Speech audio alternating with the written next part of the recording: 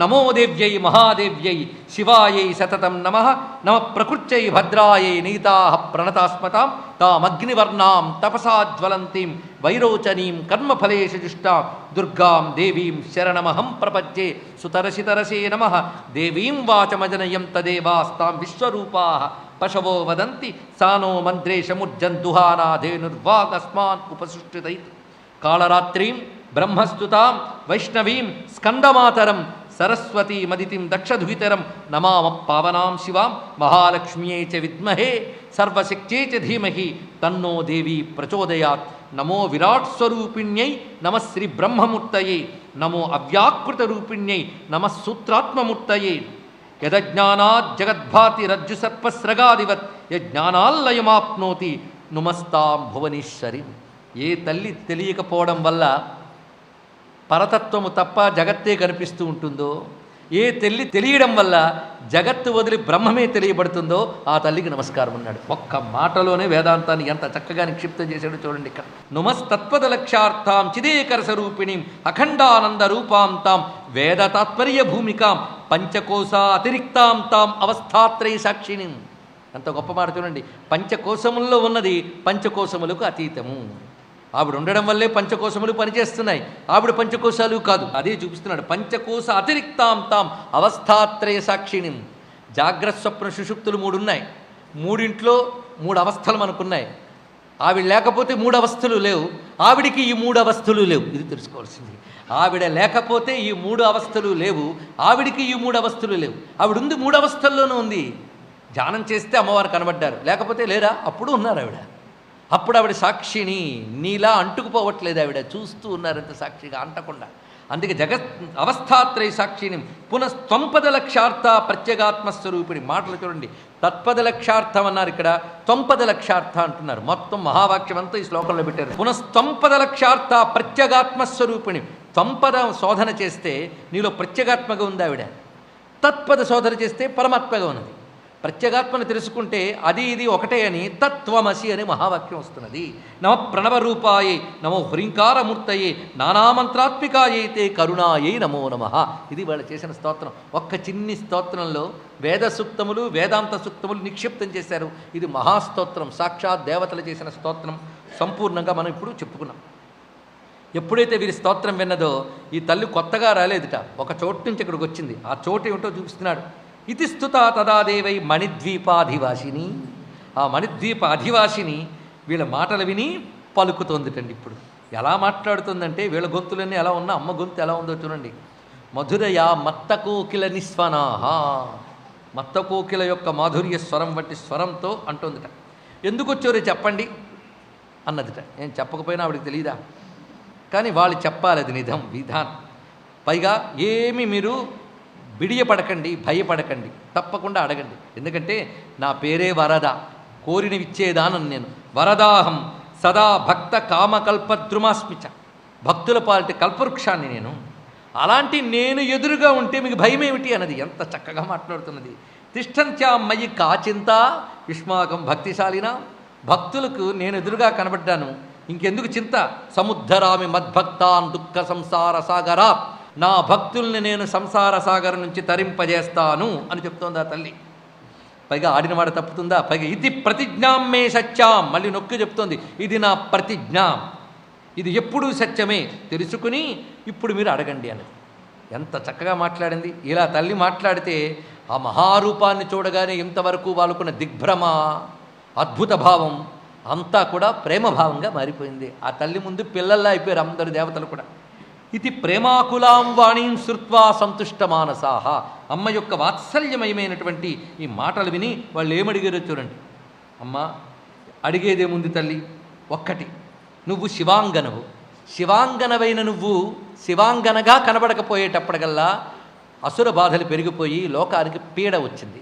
ఆ పీడ తొలగించమంటున్నాం లోకక్షేమం కోసం. మా అందరికీ మరొక్క కోరుకుందమ్మా, అది సర్వదా చరణాంభోజే భక్తి శాత్తవ నిశ్చల. నీ పాదపద్మములపై నిశ్చలమైన భక్తి మాకుండుగాక. 2 కోరికలు అడిగారు. అప్పుడు ఆ తల్లి అన్నది, తప్పకుండా మీ కోరిక తీరుతున్నది. నేను మమ శక్తిస్తు యా గౌరీ భవిష్యతి హిమాలయే. నా శక్తి గౌరిగా అవతరిస్తుంది, అంటే నేను గౌరీగా వ్యక్తమవుతాను. శివాయ సా ప్రదేయా స్యాత్, ఆ గౌరి శివునికి ఇవ్వబడుతుంది. అప్పుడు మీ యొక్క కార్యమంతా నెరవేర్చబడుతున్నది. అయితే ఎక్కడ అవతరిస్తుంది గౌరి అంటే హిమవంతునికి నేను కూతురిగా వస్తాను అన్నది. అక్కడున్నాడు హిమవంతుడు కూర్చుని ఒక్కసారి ఉలిక్కుపడ్డాడండి మాట వినగానే. అందరితో పాటు ఉన్నవాడికి ఒక్కసారి నేను హిమవంతుడు కుమార్తెగా వస్తానని అమ్మవారు ప్రకటించగానే ఒళ్ళు పులకించిపోయింది. వెంటనే ఆనంద పరవశుడై సాష్టాంగ నమస్కారం చేశాడు. గొంతు బొంగురు పోయింది, కళ్ళ నీళ్లు వస్తున్నాయి.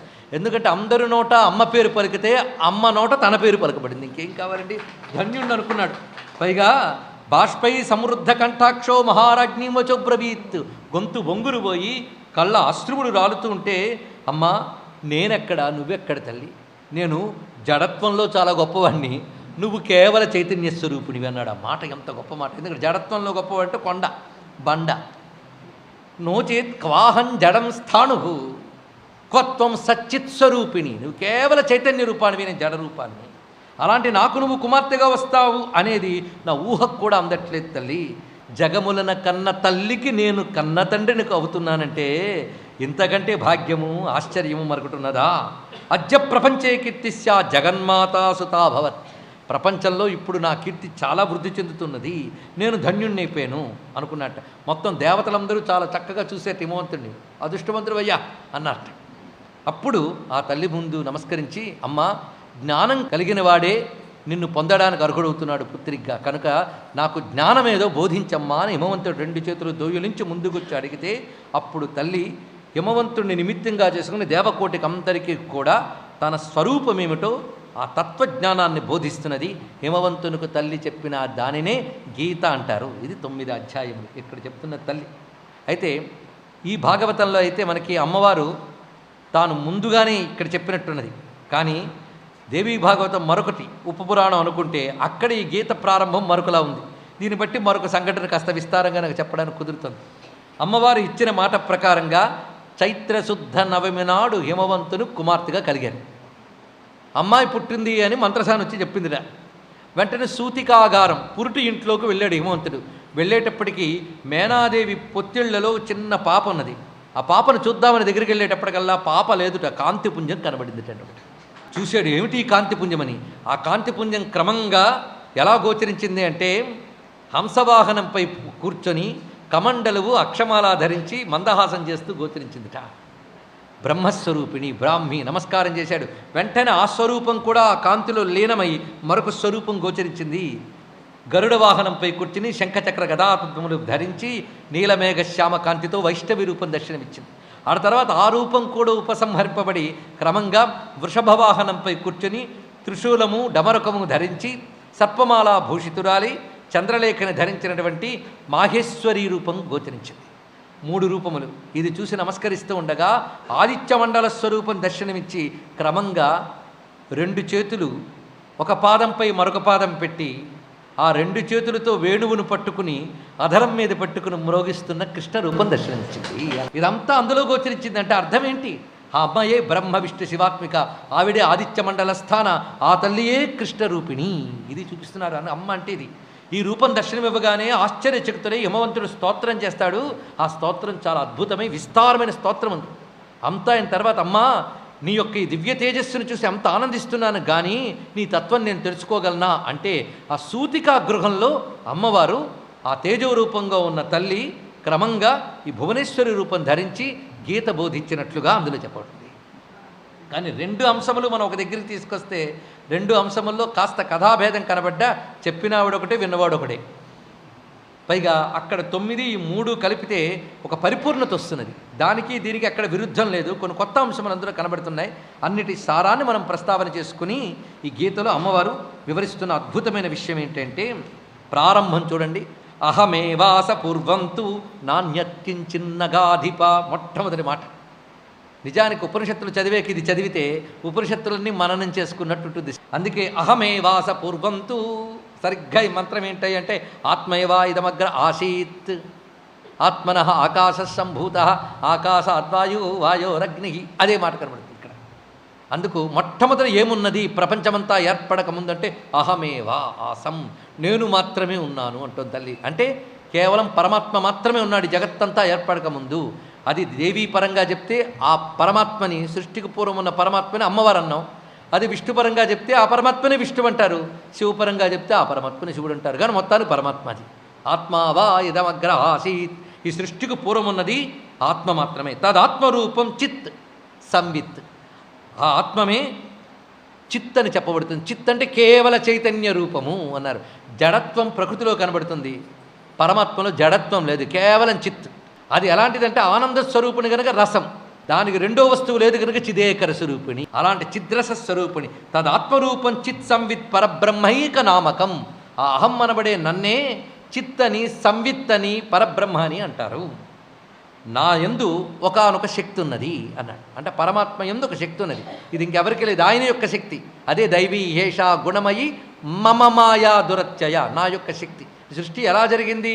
నా యొక్క శక్తి చేత. ఆ శక్తి ఎలా ఉంటుందండి? మాయాశక్తి ఎలా ఉంటుందో చెప్పలేంది గనక అది అనిర్వాచ్య.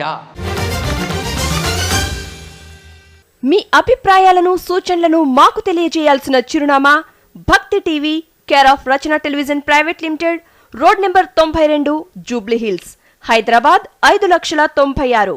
మా ఇమెయిల్ ఐడి bhakti@gmail.com. మా వెబ్సైట్ www.bhaktitv.org. Phone number 901012223333.